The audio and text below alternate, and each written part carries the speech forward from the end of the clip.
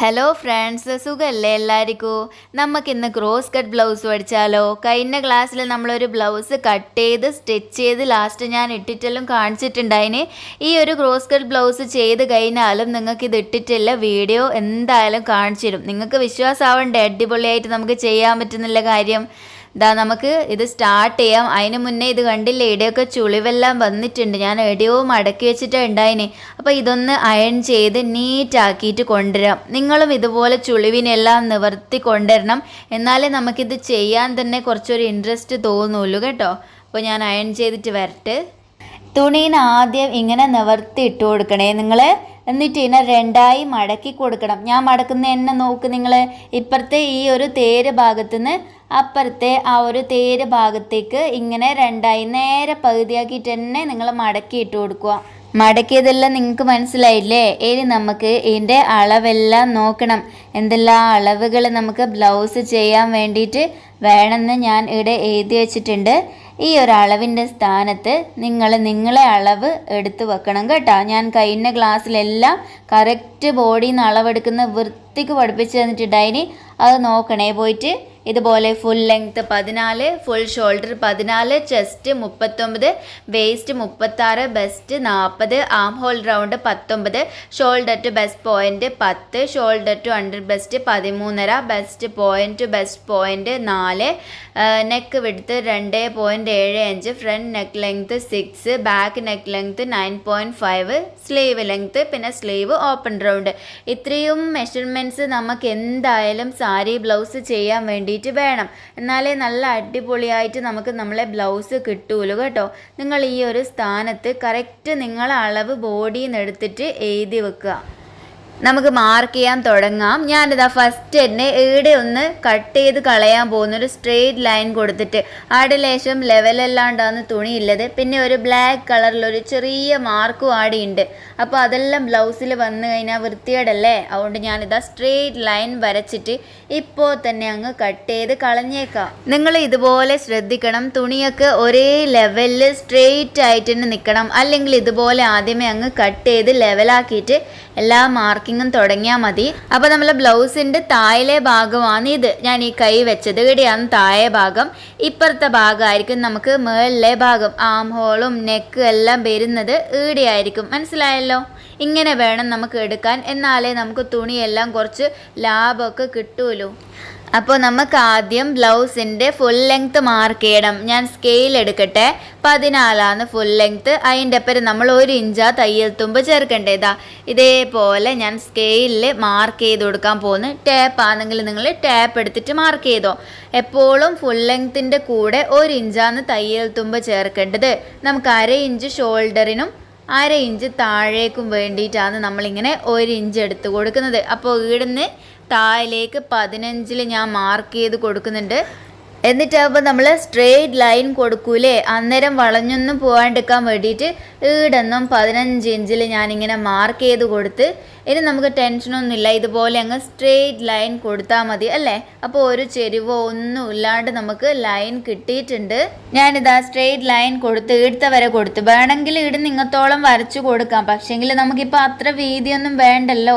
ഈ രണ്ടായി മടക്കിയിട്ട് അത്രയൊന്നും നമുക്ക് വേണ്ട. എന്നാലും ഞാനിവിടെ വരച്ചു കൊടുത്തേക്കാം കേട്ടോ. എന്നിട്ട് തന്നെ നമുക്ക് മാർക്ക് ചെയ്ത് തുടങ്ങാം. നോക്ക്, ഫുൾ ലെങ്ത്ത് മാർക്ക് ചെയ്യാൻ എല്ലാവരും പഠിച്ചില്ലേ? ഫുൾ ലെങ്ത്ത് കഴിഞ്ഞാൽ നമുക്ക് സാരി ബ്ലൗസിന് മാർക്ക് ചെയ്ത് കൊടുക്കേണ്ടതാണ് ഷോൾഡർ. ഇതാ ഈടെന്ന് ഇങ്ങോട്ടേക്ക് ഷോൾഡർ നമ്മൾ ആ മടക്ക് ഭാഗത്തുനിന്ന് ഇപ്പുറത്തേക്ക് ഷോൾഡർ മാർക്കണം. അപ്പോൾ നമ്മൾ എത്ര ഷോൾഡർ മാർക്ക് ചെയ്യും? നമ്മൾ ബുക്കിൽ നോക്കുക. നമുക്ക് ഫുൾ ഷോൾഡർ 14 ഇഞ്ച് തന്നിട്ടുണ്ട്. 14ൻ്റെ പകുതി 7 എടുത്ത് തയ്യൽ തുമ്പൊന്നും ചേർത്ത് നമുക്ക് മാർക്ക് ചെയ്ത് കൊടുക്കാൻ പറ്റില്ല. നമ്മളെ ബ്ലൗസാണ്, നല്ല ഡീപ്പ് നെക്കാണ് ബാക്കിലൊക്കെ ചെയ്യുന്നത്.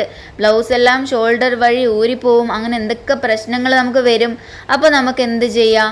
കണക്കൊക്കെ കൂട്ടി നമ്മളെ ബാക്ക് നെക്ക് ലെങ്ത്തിനനുസരിച്ചിട്ടില്ല ഷോൾഡർ മാത്രം നമ്മൾ കൊടുക്കണം. അപ്പോൾ ഞാൻ ഇവിടെ എൻ്റെ ബാക്ക് നെക്ക് ലെങ്ത്ത് 9.5 അപ്പോൾ 9.5ൻ്റെ കണക്കായിട്ടുള്ള ഷോൾഡർ എന്ന് പറയുമ്പം എനിക്കിവിടെ 5.25 മാർക്ക് ചെയ്ത് കൊടുക്കണ്ടു.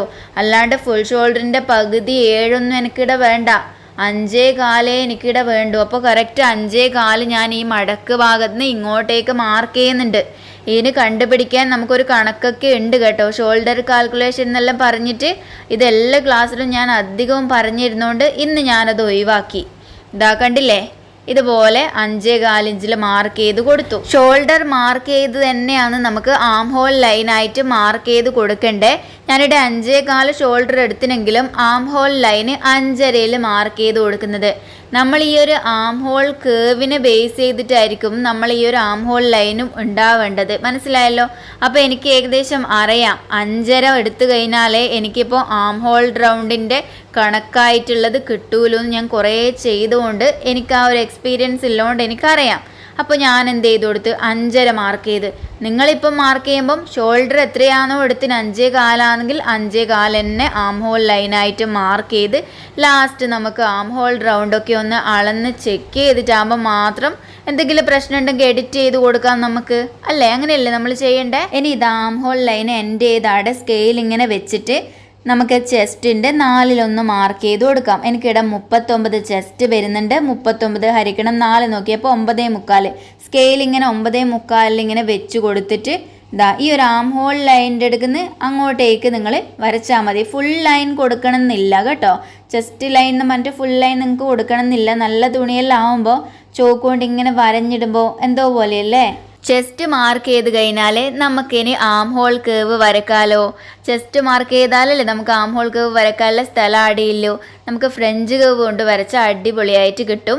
പിന്നെ ഈ കോർണറിന് ഇങ്ങോട്ടേക്ക് 1.5 ഇഞ്ച് മാർക്ക് ചെയ്തിട്ട് നമുക്ക് വരച്ചു കൊടുക്കാം കേട്ടോ. ഇവിടെ 1.5 ഇഞ്ച് എന്ന് പറഞ്ഞാൽ ഓരോ ആളെ ബോഡി അനുസരിച്ച് വ്യത്യാസപ്പെടും. കൈക്ക് നല്ല വണ്ണമൊക്കെ ഉള്ള പോലത്തെ കൈയാണെങ്കിൽ 1.25, 2 മാർക്ക് ചെയ്യണം. ഓരോ ആളെ ബോഡി അനുസരിച്ച്. മെലിഞ്ഞവർക്കൊക്കെയാണ് പിന്നെ 1.25, 1.5 മാർക്ക് ചെയ്യേണ്ടത്. ഇതുപോലെ ഇതാ ആ ഒരു കോർണറിന് ലൈൻ ഞാൻ വരച്ച പോലെ വരക്കണമെന്നില്ല കേട്ടോ. ജസ്റ്റ് ഒരു ഡോട്ട് ഇട്ട് കൊടുത്താൽ മതി. എന്നിട്ട് ഇതാ ഞാൻ ഷേപ്പ് വരക്കാനാണ് പോകുന്നത്. നമുക്ക് ഫ്രഞ്ച് കർവ് വേണമെന്നൊന്നുമില്ല. കൈ കൊണ്ട് ഇങ്ങനെ ആ ഒരു 1.5 മാർക്ക് ചെയ്ത പോയിന്റിൽ ടച്ച് ചെയ്തിട്ട് ഇങ്ങനെ വരച്ചു കൊടുത്താൽ മതി.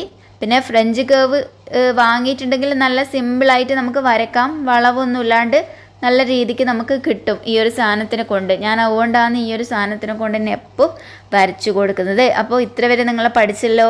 ഇനിയാണ് നമുക്ക് പ്രധാനപ്പെട്ട ഒരു കാര്യം അളന്ന് നോക്കേണ്ടത് കേട്ടോ.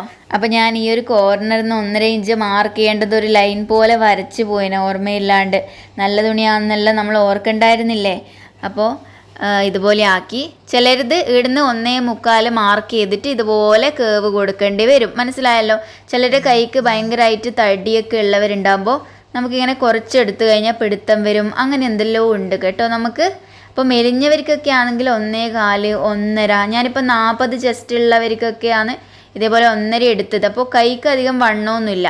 ഓക്കെ, ഇതാ ഈ ഷോൾഡറിൻ്റെ ഷോൾഡറിൻ്റെ തയ്യൽ തുമ്പ് 1/2 ഇഞ്ച് നിങ്ങൾ മാർക്ക് ചെയ്ത് കൊടുക്കുക.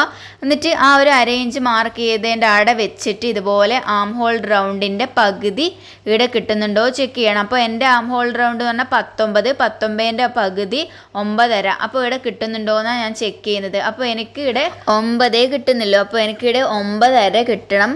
പക്ഷേ ഞാൻ ഇവിടെ എഡിറ്റ് ചെയ്യാനൊന്നും നിൽക്കുന്നില്ല.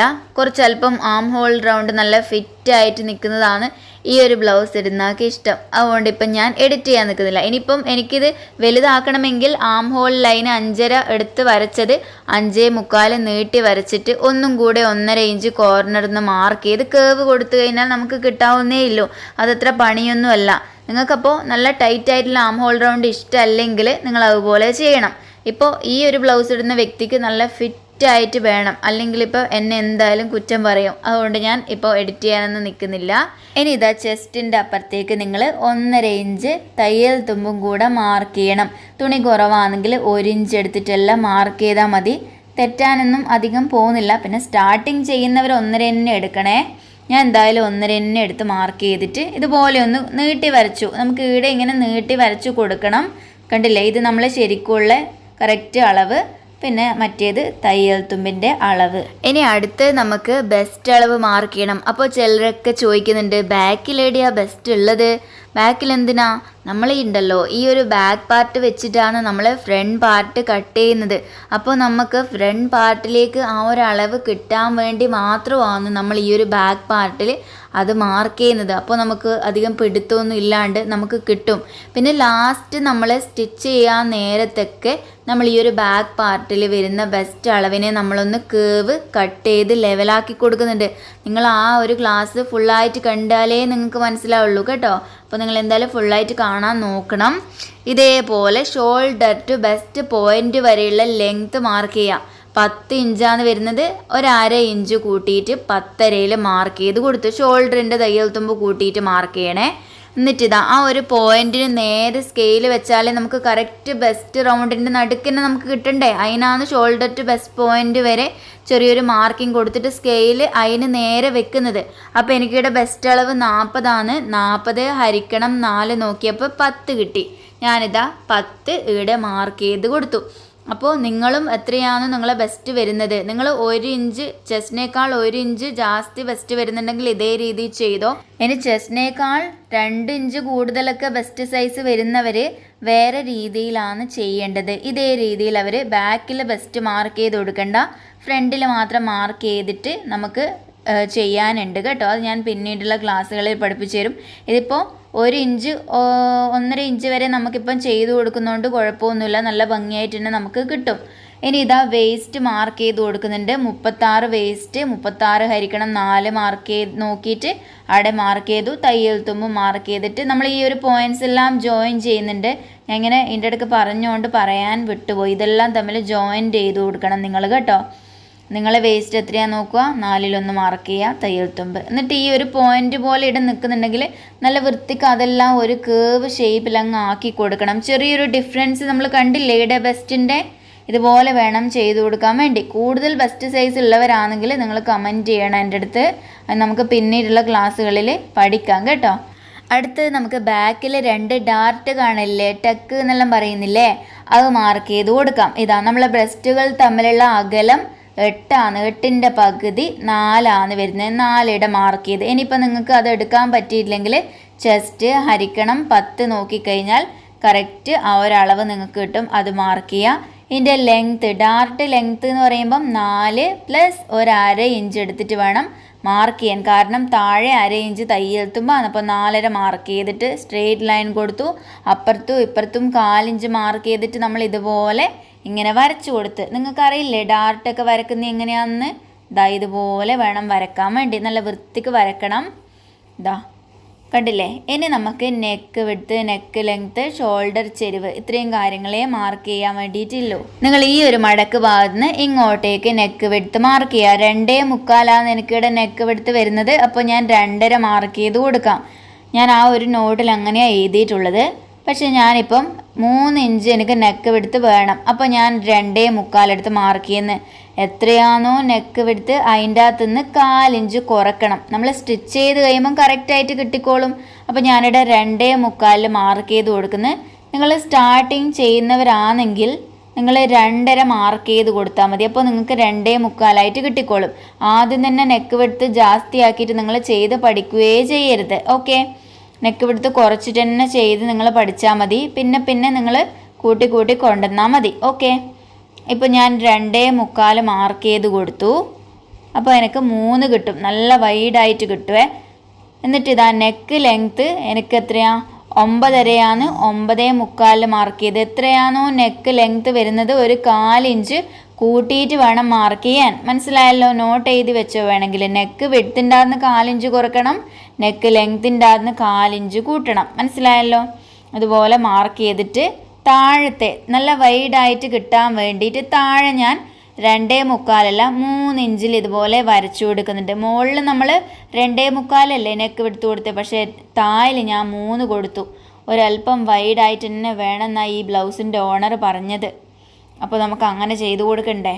എന്നിട്ട് ഞാനിപ്പോൾ ഷേപ്പ് വരക്കാൻ പോകുന്നുണ്ട്. അപ്പോൾ ഞാനിവിടെ റൗണ്ട് ഷേപ്പ് ഇങ്ങനെ വരച്ചു കൊടുക്കുന്നുണ്ട്. നിങ്ങൾക്കും വൈഡ് വേണ്ടിക്കൽ ഇതുപോലെ തായിലാണ് ജാസ്തി എടുത്ത് മാർക്ക് ചെയ്ത് വരക്കേണ്ടത്. നിങ്ങളങ്ങ് മുകളിൽ അങ്ങ് വരച്ച് കൊണ്ടുവന്നിട്ടുണ്ടെങ്കിൽ ബ്ലൗസ് നിങ്ങൾക്ക് നിൽക്കൂല, രണ്ട് സൈഡിലേക്കും പോകും കേട്ടോ. ആദ്യം തന്നെ നെക്ക് വിടുത്ത് കുറച്ചിട്ട് ചെയ്ത് പഠിക്കുക.